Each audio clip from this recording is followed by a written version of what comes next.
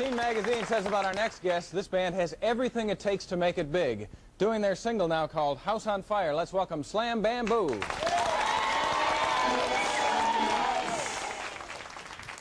Waking up to you. It's so nice. Waking up to you. It's so nice. Waking up to you. Resting my head on your shoulder, I'm home to be with you. My desire burning like a house on fire. To be with you.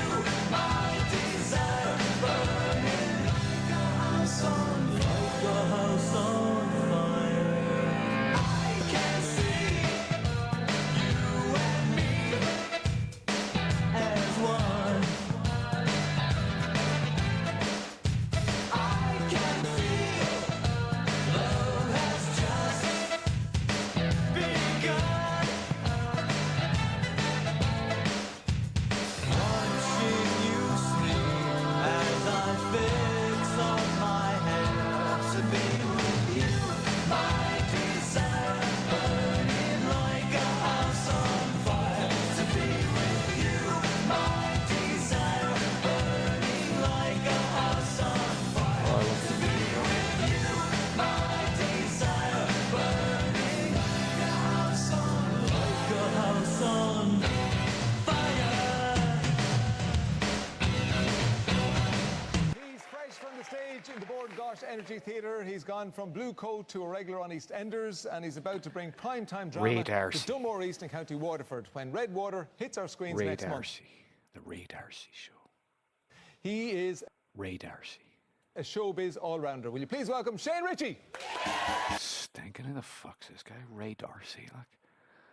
Darcy. That's actually a complete fucking Anglo-Norman name, isn't it? Like Darcy. That's as French as it gets. Like he's just French, Norman, Anglo, fucking English. Came in with the Welsh. It's not that hard to understand. Do you know what I mean? We know who these people are. They're Anglo, Welsh, Norman, French.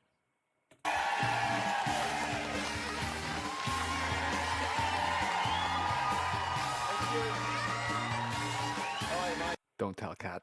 They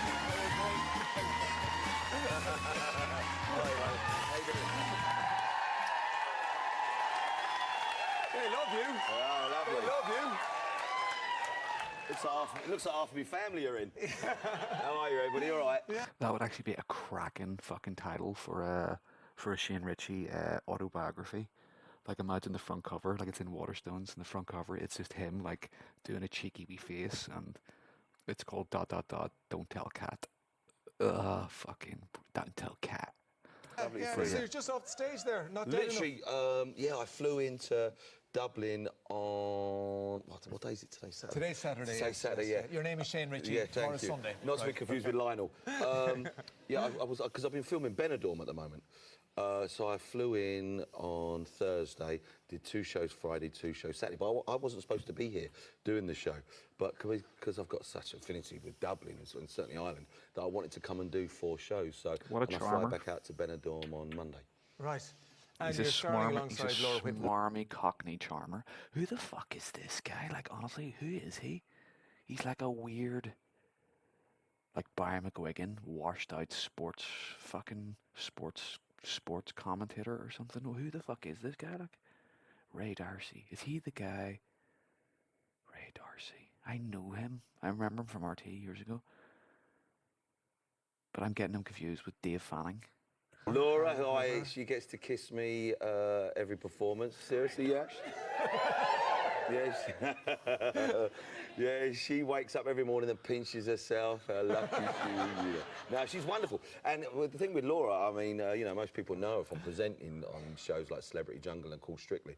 And this is her first venture into doing theatre. And, I wasn't aware of it, like most people, that she'd trained as an actress here in Dublin. So when I first on stage, I was He like, actually surprised looks at him. like, do you know what he looks like? He looks like Tommy Robinson a wee bit. He's giving me Tommy Robinson vibes. Shane Ritchie is here. She's got a wonderful presence, and she's a beautiful girl, you know, inside and outside. She's got a big heart, and we've become very close. Yeah, right. Yeah. Well, I don't know. All right, You're a back off. happily I'm married. yeah, All right. happily married man. Okay. Yeah. How does your wife feel when, has she been? No, seriously, who is he? Like, you can imagine him on a fucking, like a GAA pitch or something, can't you? Like, he is just like, there's something really stinking about his head. It's like a pea head. Like, Irish pea head man. Irish man. Like, that's fucking weird. Like, you know he would be like a 50-year-old man wearing a GAA tracksuit. Just standing, getting petrol at the garage or something. Like, I don't know. I don't like Ray Darcy. There's something I don't like about him. She doesn't know. Okay, no. Yeah, no, she come see it when we was in London.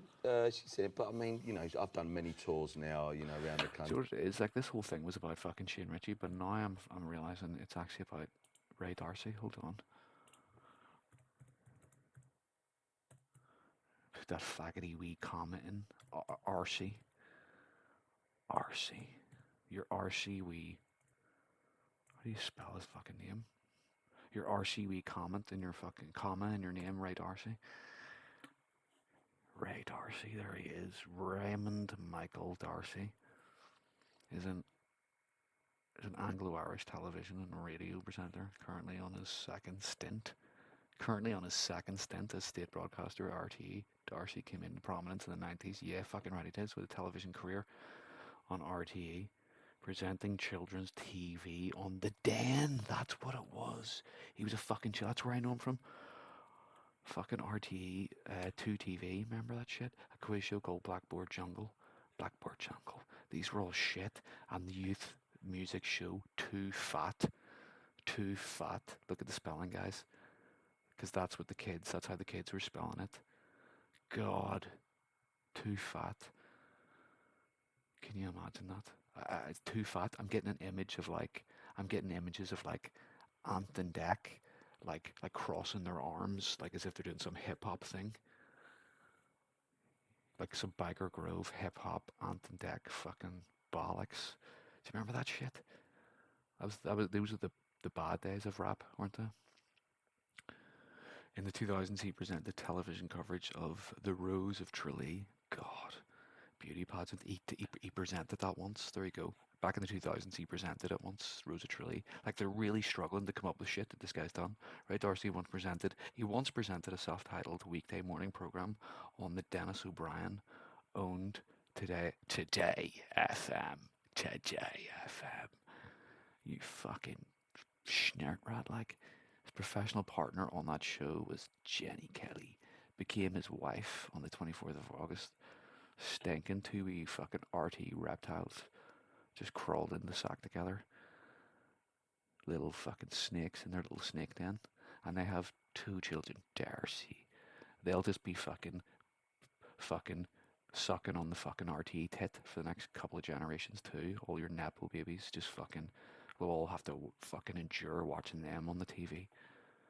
The Darcys, just like intergenerational, hereditary fucking TV presenters. Like, honest to God. Right, let's get back to it. And of course, when I was out here filming for 5 months, so she's used to me being away. I'm not sure I'm used to it, though, but she is. And you say you were here for 5 months. Yeah. Which are... And he's such a natural at presenting, isn't he? He's such a natural talk show. Like he doesn't come across like a cold-blooded fucking, just like a snake at all. He doesn't come across as just like just nothing. Other on Yeah, screen Jessie, wife. Jessie, yeah. Redwater, very exciting. Just tell us the sort of the plot. Yeah, those that have followed EastEnders over the years, myself and Jessie, of course, played Cat and Alfie. And 2 years ago, Cat and Alfie.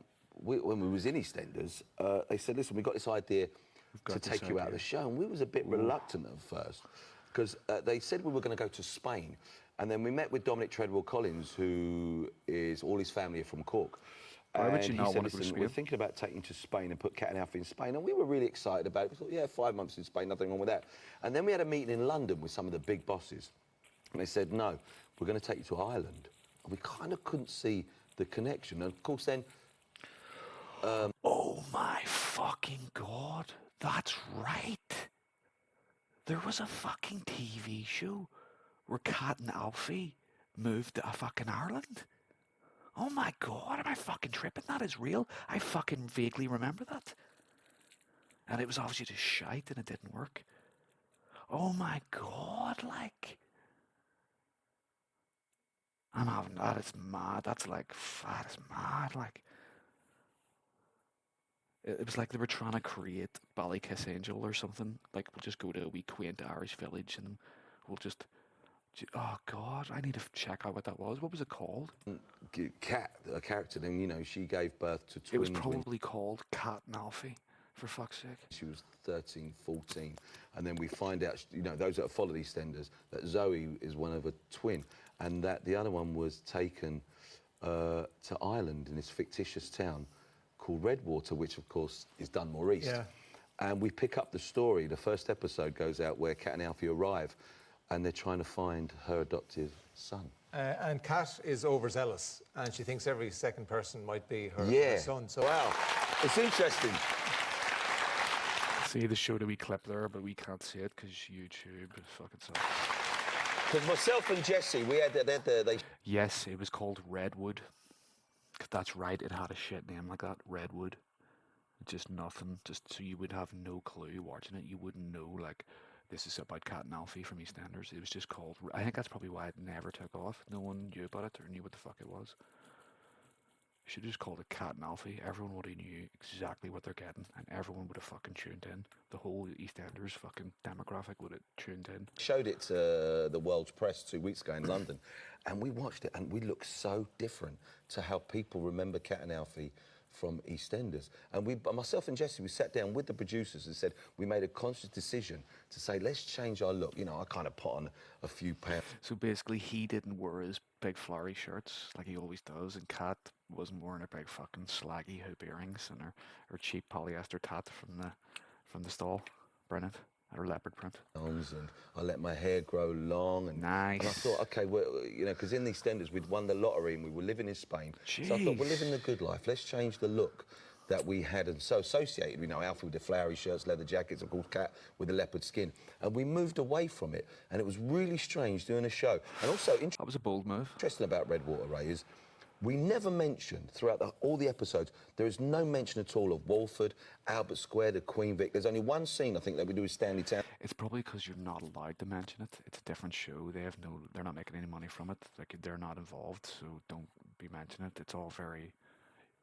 You could only get away with Cat and Alfie, and that's it. In, who runs the local pub in Redwater, and he says, oh, Alfie, do you know your way around the pub at all?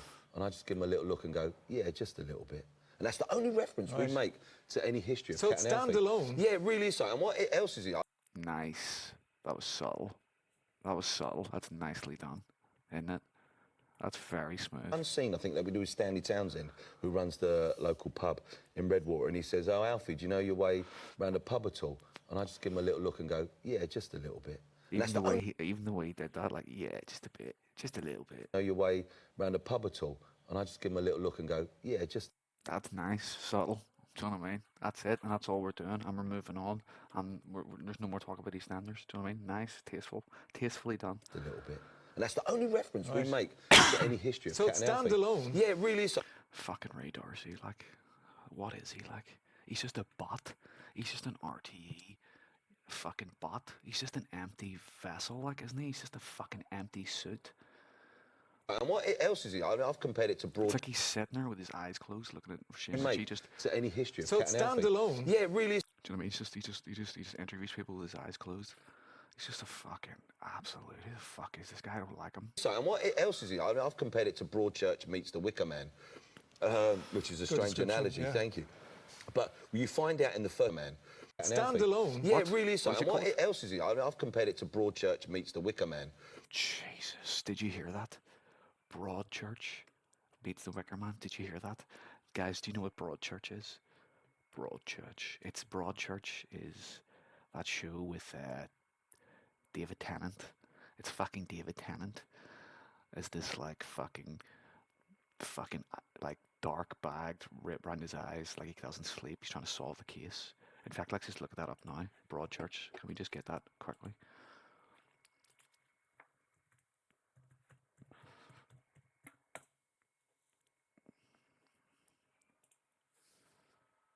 That's it there. In fact, I didn't need to click on it. Just Jesus, I'm just fucking just going nuts here. That's it there. That is it, like. Do you know what I mean? That's Broadchurch with her in it, her soppy mug. Fuck me, look at the state of that. I hate David Tennant. I really hate him. But anyway, it's Broadchurch. What was it? It was Broadchurch mixed with the Wicker Man. The Wicker Man. Which is a Good strange description, analogy. yeah. Thank you. But you find out in the first episode. Did Ray Darcy actually say that's a good analogy? As if he's fucking seen the show. As if he gets the reference. Listen to this shit from the man who interviews with his eyes closed. So, and what else is it? I mean, I've compared it to Broadchurch meets the Wicker Man, which is a Good strange description, analogy. yeah. Good description. Good description. Shut the fuck up, mate. Thank you. Ray Darcy is just a fucking God. You find out in the first episode something awful happens. Is brewing. And then throughout the whole of the rest of the series, you're saying to yourself, Cat and Alpha, you need to leave, because this dark secret is revealed in the very first step. Unlike Broadchurch, where you're waiting to find out who the murderer is at the end, this is we know at the beginning something dark Can't has wait. happened. Thank you. Starting in May, 6 hour long. He can't wait. It's starting in May, so he hasn't even fucking seen it yet. So you haven't seen it, so why were you saying it's a good description? Broadchurch meets the Wicker Man. Like, oh, good description. Like, look at Ray Darcy's completely unimpressed face there, like, completely phoning it in. Like, he can't even just feign fucking enthusiasm. Do you know what I mean? It's like he's just tired. He doesn't want to be there. He's sick of just earning loads of money for doing fuck all. Look at the wee glasses of water. This is what we have now. Every TV show has to have these little glasses of water that no one drinks. Look at his wee paper there that he just needs for his show. Fucking asshole. 6 1 hours, yeah. How did you find Dunmore-East? Oh, Don't say you went down the N25 and turned right. no. I loved it. I'd never been there before. You know, when we were told we were filming all down the East Coast, we got there and we stayed at Faith Leg. There's a wonderful hotel there. yeah. Lovely. We stayed there. And of course, there's a friend of mine, Niall, who runs Spinnakers, that overlooks the bay. And we had... Ray Darcy has no clue what any of this is. Listen. There's a wonderful hotel there. yeah. Lovely. We stayed there. Listen. You know, when we were told we were filming all down the East Coast, we got there and we stayed at Faith Leg. There's a wonderful hotel there. yeah. Lovely. We stayed there. And of course, there's a friend of mine, Niall, who runs Spinnakers, that overlooks the bay. And we had, listen, I know actors will come out and say, you know, they had a wonderful time, but we really did. And I remember when we finished filming and I had to come back to London, I was really teary, even to the point that I'm looking at maybe buying a property out there. Right. Yeah, I absolutely, genuinely loved it. You know, not far from Waterford, you know, you're an hour and You're a going bit to get into Cork. unsolicited emails now. Yeah. So he realises London's just shite. London's shit, like Ireland. It's the peace and quiet, and the tranquility. When was this? 2017? Yeah, that didn't last long, did it? I bet you Shane Ritchie bought his house in Letterkenny or Waterford, and they just built a mosque next door to it now. And he's just moved back to London. Yeah, I know, Up but in his I property. genuinely Would you, loved in the it. lower village or the upper village? Where No, would you like? I'd like to be. There's a few properties for sale, which I'm aware of, which I'm going to keep Okay, to myself. right, okay, Yeah, right, but I absolutely loved it, and the people were so. And it was interesting with the first couple of weeks. You know, the locals. Meanwhile, like, people can't even afford properties in Ireland. Like, the average person can't even. Do you know what I mean? Ray Darcy's just laughing about it, like, haha. Ray Darcy probably has a fucking portfolio of properties. He probably has about 10. He's just like, I don't like this guy. I really don't like him. Would come out, myself and Jesse would sign autographs, pictures, and then they kind of left us alone. And any tourist that would come and say, "No, come on, leave them alone now. You know, don't go near Cat and Alfie. They're fine." You know. And we become part of the community. And when you were here as well, you got to meet our president. Yes, I did. What a lovely bloke he is. Yeah, he is. He is. He is. I'm saying nothing. He's a great bloke. Yeah, and that was, look at me there. Look. And, He looked very he's a happy to be there. Yeah, and he's a one. Look at the scarf and all. Look at the fucking rock and roll scarf. He's like a rock and roll star. God. You were a heartache on the dance floor. Wonderful poet. Yeah. Wonderful poet. And he was telling this. He's a wonderful poet. God. God, like, do you know what that? Do you know why? Because the guy's always just, he's always just quoting poems. Like, he's a fucking gobshite. He's a little dump. He's a little tiny little turd. He's a smelly little turd left by like a little, you know, like a little turd that little tiny dogs make. The wee tiny ones that yap. He's like a little turd that's been left by one of those, and he just walks around in a suit. He's horrible. It's a history of this little council estate he lives on. That's Oris and Uchtron. Is that what it is? Yeah. I've lost him. I don't know what he's on about now. But no, it was a lovely day. And it was Fanula Flanagan who introduced us to him. And she's in Redwater. She's in Redwater, yeah.